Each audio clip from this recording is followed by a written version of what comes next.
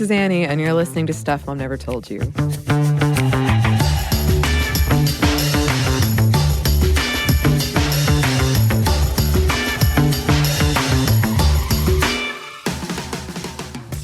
And this is a very special bonus episode and the first of a bonus segment about firsts. So this is pretty exciting. And to help me with this very special, super bonus-packed episode is my good friend and coworker, Eve. So let's get to it. So now we are joined by a good friend of mine and coworker, Eves. It's good to see you again. Yes, you've heard from Eves on the episode we did around invisible disability. And we're going to do this segment that we hope will be a regular segment about female first. And we spent a decent, not embarrassing amount of time trying to come up with an acronym for it because I love doing ridiculous acronyms a la SHIELD from Marvel movies. So right now we're working with female first empower. Well, we'll get there. We'll get there. We'll figure it out. Yeah, we will. This has to be done, though. We're not giving up on it. No. Please write in with your suggestions. I actually came up with one of these for the other podcast I do, and no one will get on board with it. And I'm like, it's time for another segment of Plate. And they're like, ugh, Anney. But you can also hear Eves on This Day in History class. And one of the reasons I am really excited to have you on here is because part of doing this show, I've just come to realize there's so many women who have done amazing things that I'd never heard of or was never taught about. I can say that I've ran into that a lot, too, doing This Day in History class. And I'll just get so excited when I found out things about women, too. Like, oh, my gosh, they did this. They did this. Everybody needs to know, you know? Yes. So I think even if there are people that we know about, maybe we don't know everything about them. And then there are people that, or who we haven't heard of at all. So I'm excited, too, to be able to talk about people in history who did amazing things. Yeah, and put a spotlight on women who have either been erased or just never gotten the spotlight they deserve. That's something we talked about in our Wikipedia episode of just how many women kind of forgotten to time. And yeah, I'm a big history nerd.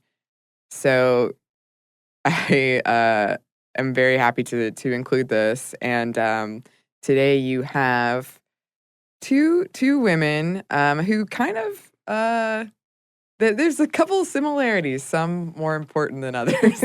I was like, their names both start with M. Did you go through a whole checklist of similarities and differences? Yes. I can see you doing that. I do like a good list. I really do. Yeah, I think it's important to talk about them, but I want to talk about first in general, because I think there's kind of some, hesitancy over celebrating first sometimes. Yeah. I do think it's really important to look back in history and see how things started and see how they snowballed on from the things that happened in the beginning. Things have precedence. They don't just come out of nowhere. And I think that can get a little lost sometimes. So it's definitely important to recognize the first women, the first Black people to do this, the first Native American people to do things like we have in today's episode. Yeah. But I think that there's an argument to be had about the value of first, because it kind of is like one of those things that sounds really nice and really pretty on paper. But there's definitely an argument to be had about the value of first, especially when it comes to firsts when they are mixed with gender and with ethnicity, because a lot of the times there'll be a first woman to do something and then a first Black woman to do something. But a lot of times people weren't recognized for the very reason of that ethnicity. Right. So it kind of does, in a way, at times, overshadow people's achievements in history. So, yeah. I don't know. How do you feel about it? Do you have any thoughts on that? I think it's kind of, like you said, it's a nice thing, and it is important because we've talked about time and time again, seeing yourself represented directly impacts what you think you can do. But at the same time, it's a complex, there's a lot of people behind that, right? And a lot of people that were probably forgotten. And again, going back to Wikipedia, there's just so many women are other marginalized people that did the thing and then weren't recognized for it. Right. So I do think like first are important, but you should always, and I'm just a big proponent of this in general, have that context behind it. Like, why were they the first? Or like, were there other people that preceded them and made it possible for them to do the thing that we're also not recognizing? Exactly. And the way you put it makes me think of how sometimes first get shoehorned into things, like start adding on a bunch of adjectives and qualifiers to make a thing a first. Right. Like the first this and then the first that and the first this and the first. We had an episode on This Day in History class on the first jazz recording, which was by a band of white men. And we know that jazz has history in African American communities. And it's still a thing of note to talk about. We did talk about it, but there's also a history behind that first jazz recording. And there was a reason that a white band was the band that got to have that recording in the first place. So I just want that awareness, like just because something is a first doesn't mean that there's not another history behind it that's just as notable. Yeah. That's it. So do you want to talk about our first historical guest on the show today? Our first historical guest. I like this. And also now I'm going to come up with like my own first, like the first Anney to have a podcast with an EY doing a first segment with Eves. Wow, you're going to go in history books now, Anney. For that reason, not all the other things you've done. No, specifically this. Yeah, let's get into it. I'm excited to talk about both of these women. Yeah, so our first woman is Maggie L. Walker. The L is for Lena. So I guess I want to just set the scene first. So at the time when Maggie Lena Walker was alive, or just in the beginning, women didn't have the vote, and she was born right off the back of the Civil War, essentially. So she grew up during the Reconstruction era, which is an era when President Lincoln began planning the Reconstruction of the South. And so at this time, there were many people who were enslaved who were newly declared free. So it was a time of major upheaval, like essentially. Yeah. There were things like black codes, which were laws that attempted to undermine black people's freedom, and people were desperately trying to hold on to that system of slavery at the time, which showed up in things like sharecropping, and lynchings and segregationist policies were also really big. These were Jim Crow laws that we're talking about. So, but at the same time, all of these things were happening. Black people were also becoming more involved in the political process, and education was playing a huge role in the way that Black people were interacting in the community, and churches as well were a big part of that. So it was just a turbulent time, basically. And this was the period that Maggie Walker lived in. And I think it's just really cool in general to think about women specifically, or Black people specifically, who were making moves in such a transitional period. Yeah. It's really inspirational, right? I know. Like, don't forget how inspiring. That's another thing that's important about context. Is like, wow. Yeah, because I'm thinking I really don't want to put these dishes in the dishwasher today. Yeah. And then I'm like, wait a second. Maggie Walker was born right after the Civil War ended, and she started a bank, So I don't know. Yeah, that's another thing that I like to think about first, is that they're really inspirational when you put them in context and you complain about stupid things like me. Oh, the dishes are not stupid, Eves. I mean, that is a fair complaint. You're right. Yeah. The first Black-owned bank that was chartered in the United States was the Savings Bank of the Grand Fountain United Order of True Reformers. It's a serious name, so you know it's serious. And that was founded on March 2nd, 1888, and it opened on April 3rd, 1889. So that was the first Black-owned bank that was chartered. But the first U.S. Black-owned bank that actually opened was the Capital Savings Bank, and that opened in D.C. in October 1888. So there was stuff brewing before Maggie Walker came along, but in 1903, Maggie Lena Walker became the first woman in the U.S. to charter and become the president of a bank. So she was the first woman, period. Right. Not just Black woman. She was Black, but she was the first woman in the U.S. to charter and become the president. And this was in Richmond, Virginia. Yeah. And I say it like that because Richmond was once the capital of the Confederacy. Yes. And it is also an hour away from Charlottesville. So, just think about the history of this place where she was opening a bank. Yeah. When I was You know? researching her, I found 2 laws that I thought were really interesting that were active at the time, and one of them was apparently in Richmond, and probably a lot of other places, but Richmond, you couldn't once you got married, you had to say goodbye to a job. I saw that. What? Right. Oh, man. So when she got married, she had a job as a teacher. She got married, and then she had to give it up. Yeah. And she wanted to do big and great things. So She I did. guess, not that teaching isn't amazing. No. I'm not saying that. But, she stayed active like her whole life doing things. But yeah, that was a really, it's like, wow, that's very specific and What a law. yeah. Jeez. Yeah, she volunteered a lot, right? There was an organization that she volunteered a lot at. Yes, there was. She ended up being involved in a lot of organizations, and I'm going to get to a list of them later because it's really a mouthful. And if you want to come up with an acronym for all of her organizations that she's been in, I challenge you to do I so. accept this challenge. I just got really excited about that. So I guess I'll go through her background a little bit first so you see how she became this person who was so involved in all of these organizations. Mhm. She was born in 1864 in Richmond, Virginia, as I mentioned earlier. And her mother was Elizabeth Draper Mitchell, and she was a formerly enslaved assistant cook for Elizabeth Van Lew, who was a Union spy, Yeah. and abolitionist who she kind of ensured the education of her servants. And Maggie's biological father was an Irish-American man that her mom had met on the Van Lew estate. Mhm. So the two of them didn't marry, but shortly after Maggie's birth, she got married, her mom, Elizabeth, got married to a man named William Mitchell, who was also at this estate, but he was a butler. And William became the head waiter at a hotel a little bit later in Richmond, but unfortunately, he was later found drowned in a river, which was a very sad point of, a sad part of Maggie's life. Yeah. Because his death was ruled a suicide, but Maggie believed that he was murdered. Mhm. Really sad.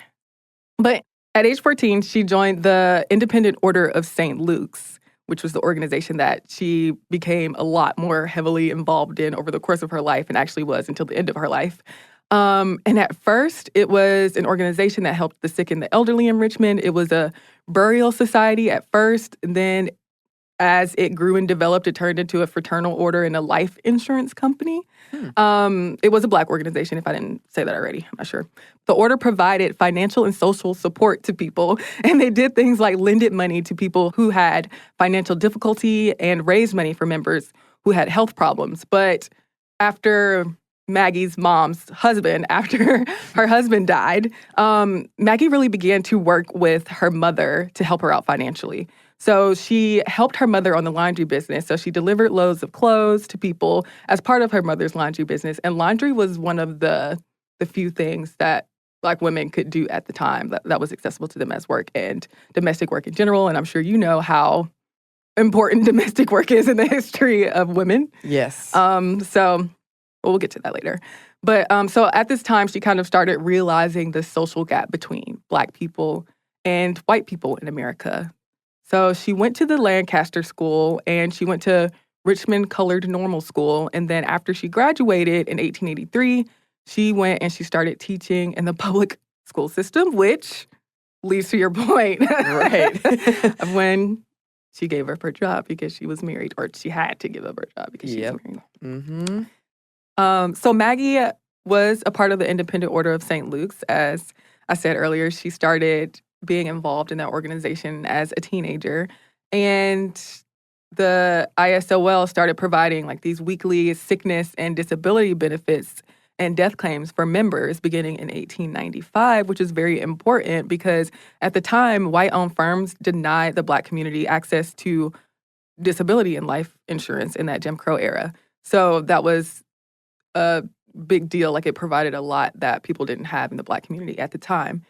So over time, Maggie's leadership in growing the membership of the organization really allowed more payment of death claims and lower costs for premiums. So she really helped the organization in that way. And Maggie's contributions also contributed to the development of modern African-American communities that provided services like business and real estate financing and education, food and clothing, and things like that. So that was important at a time when communities, or Black communities specifically, were building in the United States. Mm-hmm. And so over the course of her life, we'll call it the IOSL. That's still kind of hard, but the Right. name itself, Independent Order of St. Luke's, is also kind of a mouthful. Mm-hmm. So we'll call it the IOSL. So she did a lot in the IOSL. Yeah. Over the years of her life. That was something that she was heavily involved in. And so in 1895, she co-founded the juvenile department at the IOSL, which provided leadership opportunities for Black children. Kids were taught things like financial responsibility, work ethics, and hygiene skills. Running the gamut here. Yeah. At one point, the order began giving kids metal pocket banks so they could fill them with money and then open a savings account at the St. Luke Penny Savings Bank, which is her bank that she founded, which we'll get to a little bit later. Mm-hmm. And so in 1899, she became the right-worthy Grand Secretary at the Independent Order of St. Luke's. Uh-huh. And at the time that she became that, the order was like, it was kind of dwindling. Like there were only a few thousand members and it was in debt. And she really built up the organization to over 100,000 members in 24 states. And she made it this kind of vehicle of economic empowerment for Black folks and for women. Mm-hmm. The order also collected $3.5 million over the time of her leadership while she was there and built up $100,000. Yeah, built up $100,000 in reserve. And she held that Grand Secretary position until she died. So she was committed to the cause. She was. And she also employed a lot of Black women at the organization. She donated to Black schools, especially ones for girls. And she wanted women to have the same employment, the same professional opportunities that men had. And she wanted girls to be able to envision having those kind of opportunities as well, careers outside of teaching and domestic work. Mm-hmm. So on August 20th, 1901, at the annual convention of the order, she called for another Black bank.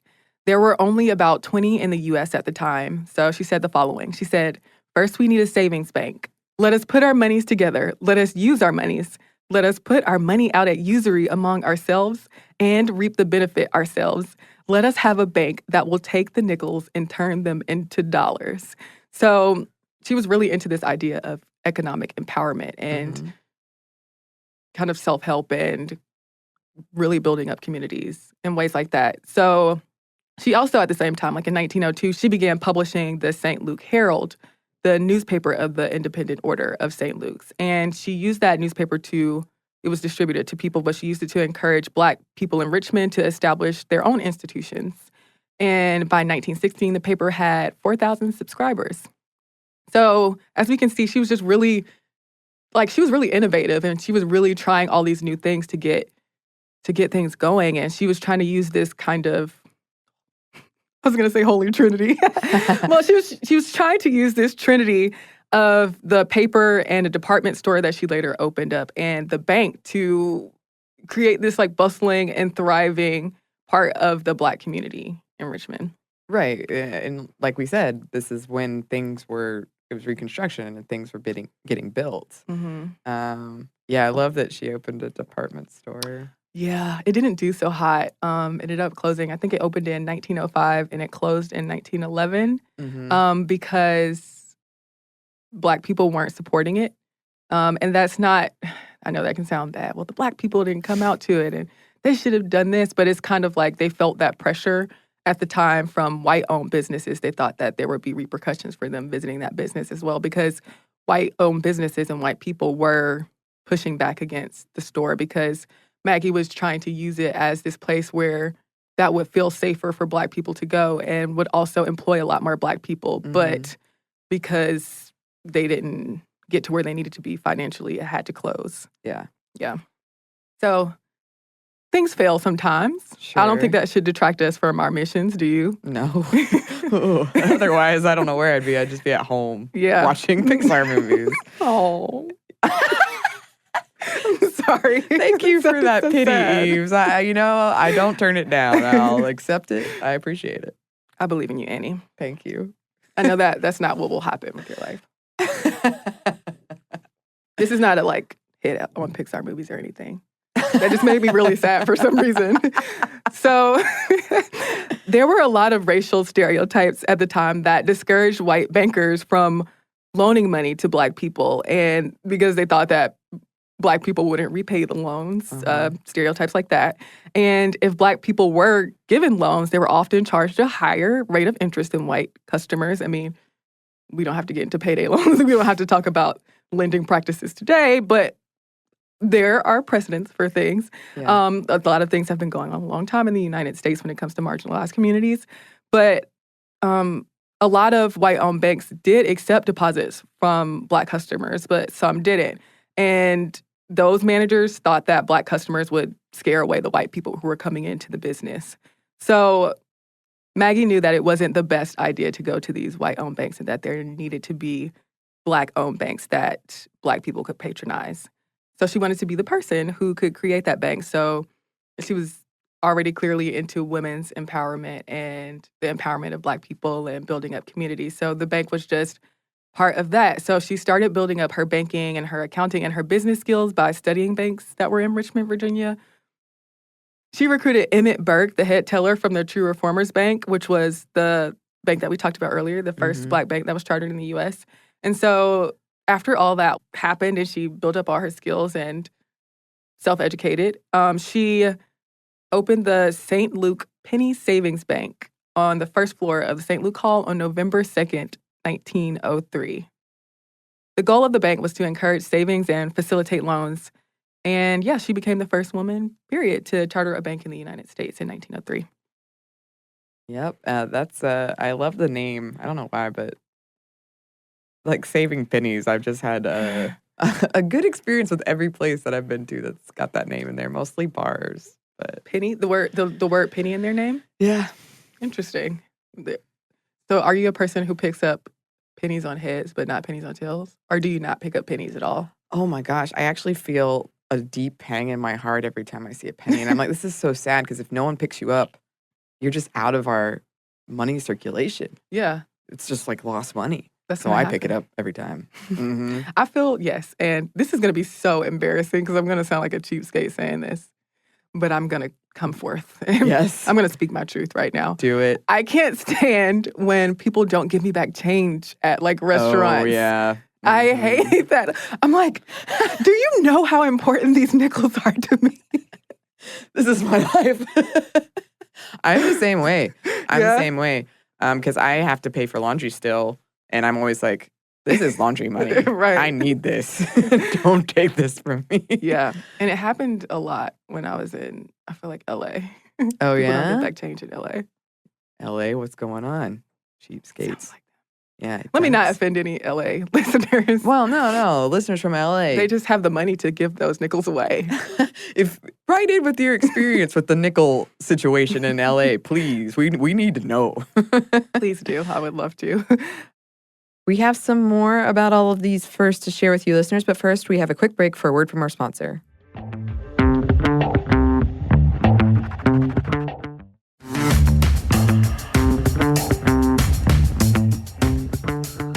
And we're back. Thank you, sponsor. So by the end of the first day of the bank's business, after Maggie opened it, it had over $9,000 in deposits. And by January of 1906, savings deposits were $170,000. So that provided opportunities for home and business loans. And by 1920, the bank had financed over 600 home loans, allowing for significant real estate holdings among the Black community in Richmond. So it was just a snowball of things that were able to happen after she opened this bank, basically. And most of the female account holders there were domestic workers as well. So Maggie's vision for the bank was like she wanted multiple branches in Virginia and a branch in D.C. It didn't really work out like that in the beginning. There was only a branch in Hampton, Virginia. But it was successful over the years and it continued to grow, especially in the beginning. And it helped really ensure the existence and longevity of the middle class of Black people in Virginia or in Richmond. And so in 1929, there was a stock market crash, which would have affected the bank, and Yeah. as it did a lot of banks and other businesses. So Maggie had the foresight. She was a smart woman. And she merged the St. Luke Bank with 2 other Black banks Mhm. in the area, which were the Commercial Bank and Trust Company and the Second Street Savings Bank. And in 1930, the bank became the Consolidated Bank and Trust Company, and Maggie was the chairman or chairperson. The chairperson. She was the chairperson. Mm-hmm. Okay. And the bank continued to operate as a Black-owned institution until 2005. Wow. Like a long time. Yeah. When it was purchased. Thank you for recognizing how amazing that is.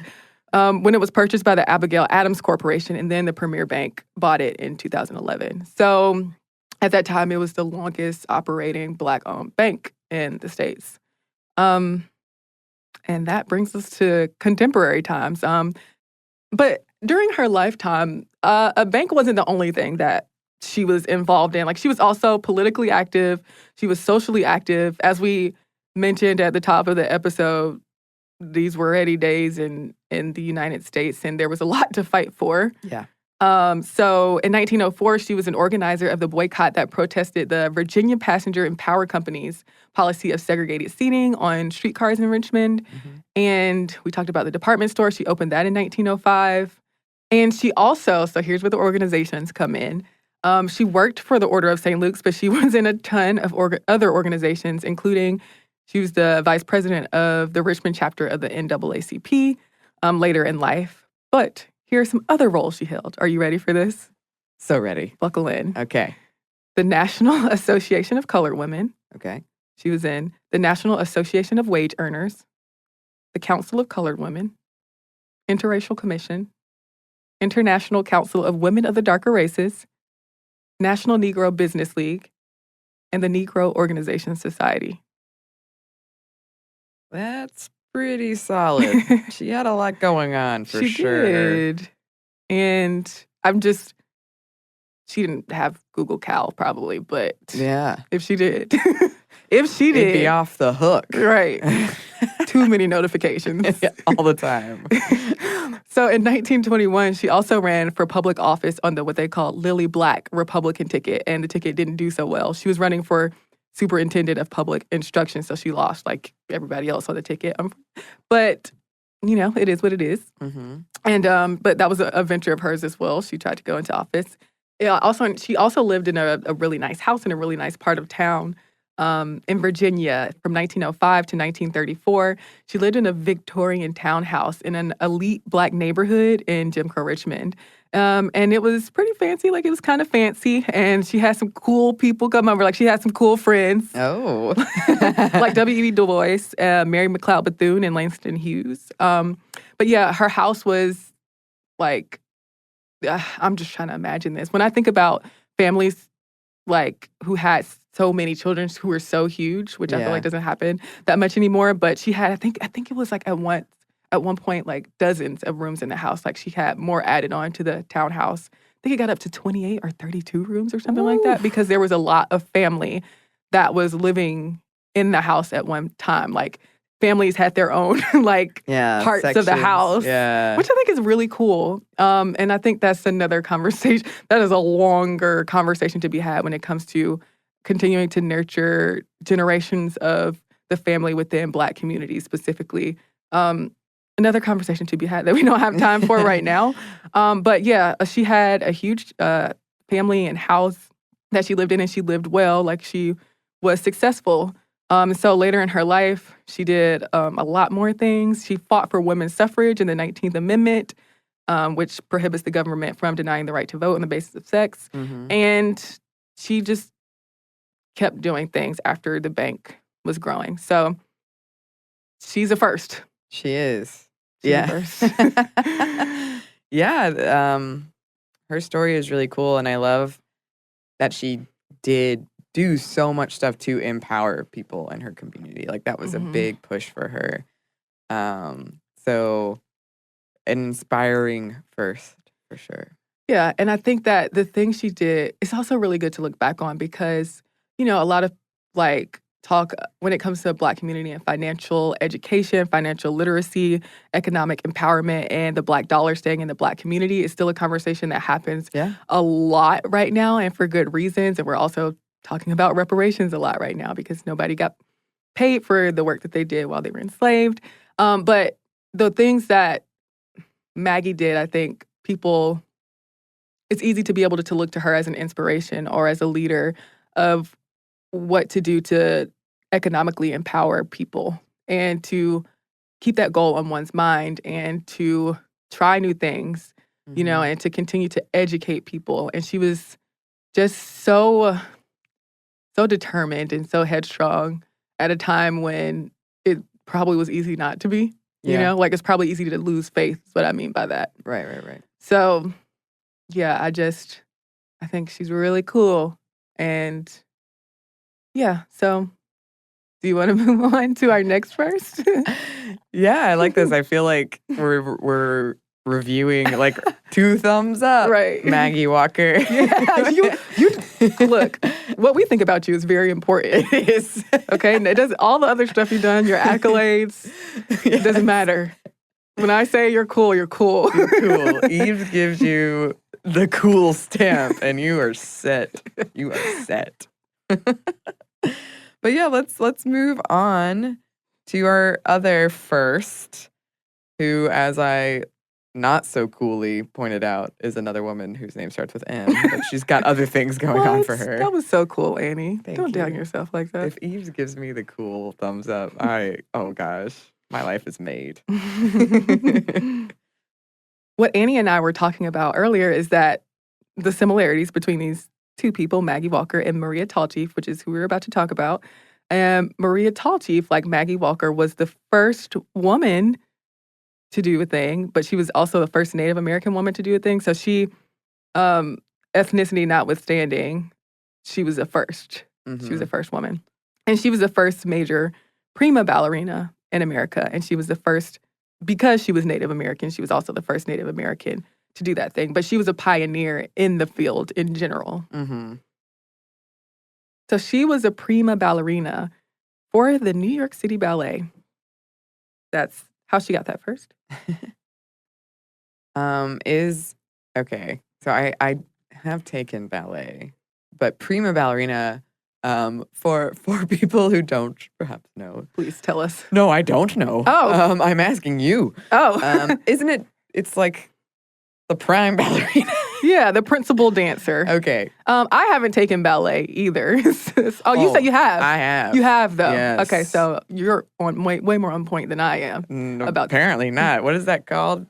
the point. On point. It's Yeah, the on point. The point. There was a ballet pun that just happened, but it was physical, so it just fell flat on its face. Well, the day that we're able to somehow translate sound into also feeling or vision. Oh, yeah. When people can see what's going on in the podcast studio. Then we're video. That's what that is called. A video For now, podcast. we just narrate it. Yeah. I mean, if you can imagine, listeners, what it would be like to watch something.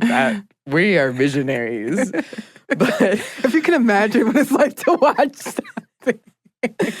Well, there are levels to this. We are ahead of our time right now. But also, who was ahead of her time is Maria Tallchief. Maria Tallchief was very ahead of her time. Yes. So she was born on January 24th, 1925, and she was born named Elizabeth Marie Tallchief in Fairfax, Oklahoma, on the Osage Nation Reservation. And her father was Alexander Joseph Tallchief, who was a full-blooded Osage and a big-time real estate exec. And her mother was Ruth Tallchief, who had Irish, Scottish, and Dutch roots. And at that time, the Osage were the wealthiest tribe in the U.S., since they had discovered oil on their land and everyone held mineral rights. But, Maria still had some stuff going on in her family. And her father had a drinking problem, which often led to arguments with Maria's mother. And the Osage were obviously still subject to persecution, like Native American tribes were in America at the time from the federal government. So in 1884, the U.S. officially banned what they called, quote, pagan ceremonies. And they began imprisoning and even killing American Indians who took part in tribal religious ceremonies. Mm-hmm. And so throughout the late 1800s and the early 1900s, the government was enforcing laws that outlawed Native American traditions. And there's a rich, like, I don't want to say rich because that sounds positive, but there's a long history Yeah. of Native Americans' practices being forcefully assimilated and being Christianized and so on and so forth. Mm-hmm. Maria's grandmother, Eliza Big Heart Tall Chief, still snuck Maria and her younger sister into secret tribal ceremonies when they were children, which is just really endearing to me. I don't know, it sounds really cute. Yeah. But Maria was fascinated by all the outfits, the dancing, and the songs at the powwows, and that really stuck with her throughout her childhood and her lifetime. So when she was 3, she went to her first ballet lesson in the basement of the Broadmoor Hotel in Colorado Springs. Mm-hmm. And by the time she was 5, her ballet teacher already had her dancing on point on the toe thing, which is actually not great to start that early, essentially. Yeah. Maria also started piano lessons when she was young. Her mother really wanted her to be a concert pianist, but Maria wanted to do ballet. Like, that's where she really wanted. She did do piano lessons, but what she really wanted was ballet. Mm-hmm. So her family called her Betty Marie. When she was 8 years old, her family moved to Beverly Hills, California. So under the guidance of the famed dancer and choreographer Ernest Belcher, Maria and her sister learned everything from ballet to acrobatics to tap dance. And Ruth was really excited to get her daughters out onto the stage. Mm-hmm. So sometimes she made them do these cringeworthy Native American dances that were really contrived to be called tribal. So yeah. In 1938, Maria and her sister began studying, basically from here, it's just ballet, ballet, ballet. Like, right. You know, when you're in something, you're in something. And as we know with a lot of people who were passionate artists, like their lives become that art. Yes. And they just really delve into it. And that was Maria's life from that point. So she basically really got heavy into ballet from here. So in 1938, she and her sister began studying under David Lachine, and his wife was a prima ballerina, Tatiana Rybałczyńska, and Bronislava Nijińska, who was a notable ballet teacher and choreographer. Mm-hmm. So Nijińska was a really tough teacher who pushed her students to be dancers at all time, but not just when they were like practicing and performing. You make it a part of your life. And she really recognized Maria's talent, and they decided to cast her, or she decided to cast her in the ballet Chopin Concerto, which was performed at the Hollywood Bowl in 1940. Oh, wow. Yep. So Maria graduated from Beverly Hills High School in 1942, and she hit the ground running after that. She got a job as an extra in the film Presenting Lily Mars, which starred Judy Garland. Oh. Who we know. We all know. Yes. Well, I'm not going to make any assumptions, but... Never assume. Yeah, you're right. And soon after, she earned a spot at Ballet Russe de Monte Carlo, which was a major ballet company at the time. And when she was performing with Ballet Russe, this is the time that she went from Betty Marie, as her family called her, to Maria Tall Chief. One word. Originally in her name, it's Tall Chief is 2 words, but she was already using Tall Chief as 1 word, but she changed her first name to Maria because her colleagues said that a more Russian-sounding name would help make her more appealing and palatable to people. Wow. Yeah. So she started rising in the ranks, basically. She went from the corps de ballet to solo parts. She started being in the spotlight. And the Russian choreographer George Balanchine, who's been called the father of American ballet, really helped her sharpen her ballet skills over the years. So he helped her on the turnout, or when dancers like rotate their legs outwards so the toes point away from each other. Yep. I'm trying to do my hands like it they right were now. doing the thing. They were doing the thing again. But you know about this because you were in ballet. What am I talking about? Okay, so he trained her to become stronger, and he just really helped her embody the art of ballet. And Maria even once said that she didn't fully understand ballet until he came around. Wow. So that ballet relationship turned into a more romantic relationship. In 1946, the two of them, Maria and Balanchine, got married when she was 21 and he was 42 years old. Ooh. So there's a big difference there. Yep. But that marriage didn't last too long. Mhm. It only lasted 6 years.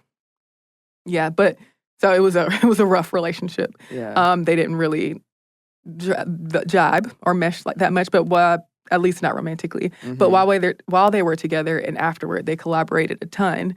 So they went to France, and Maria made her debut at the Paris Opera Ballet in 1947.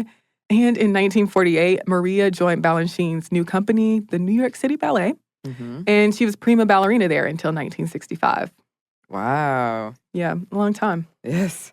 Yeah, a long time. I'm just thinking about, and I'm always fascinated by athletes, um, by their like, what's the word for it? Like how they're able to do these really intense things for so So long. long. Yeah, Like that seems like so much stress on the body. it does. Yeah. I remember when, um, Michael Phelps was like, Phelps Mania, and it was like, "This is what he eats every day, and this is his workout every day." And Yeah. I'm like, "What? Yeah. What?" You have to have serious resolve to Yeah. stay that dedicated to something that's so physical and so intensely physical. Yeah, and like you said, it becomes your life, Yeah. like everything. Yeah. Mhm. Really interesting. So we have a little bit more for you, but first we're gonna pause for one more quick break for a word from our sponsor.